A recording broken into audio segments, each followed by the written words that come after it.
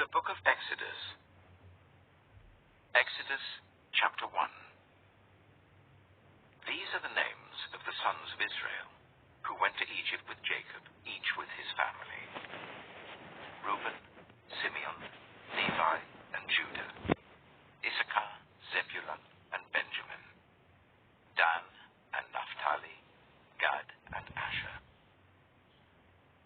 The descendants of Jacob numbered 70 in all. Joseph was already in Egypt.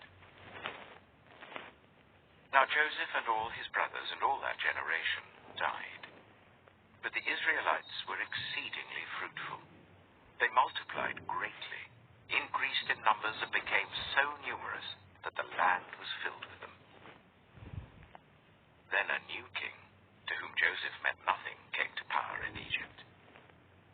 "Look," he said to his people, "the Israelites have become far too numerous for us. Come, we must deal shrewdly with them, or they will become even more numerous, and if war breaks out, will join our enemies, fight against us, and leave the country."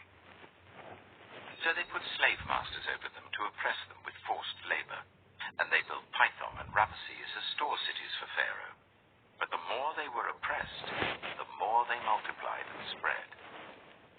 So the Egyptians came to dread the Israelites and worked them ruthlessly. They made their lives bitter with harsh labor in brick and mortar and with all kinds of work in the fields. In all their harsh labor, the Egyptians worked them ruthlessly.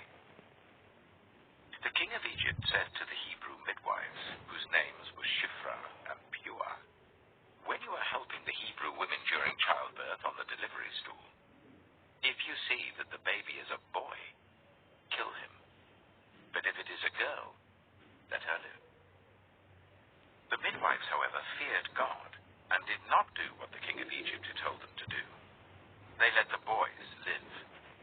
Then the king of Egypt summoned the midwives and asked them, "Why have you done this? Why have you let the boys live?"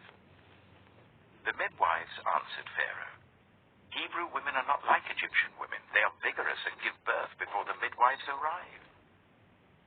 So God was kind to the midwives, and the people increased and became even more numerous. And because the midwives feared God, he gave them families of their own. Then Pharaoh gave this order to all his people: "Every Hebrew boy that is born, you must throw into the Nile, but let every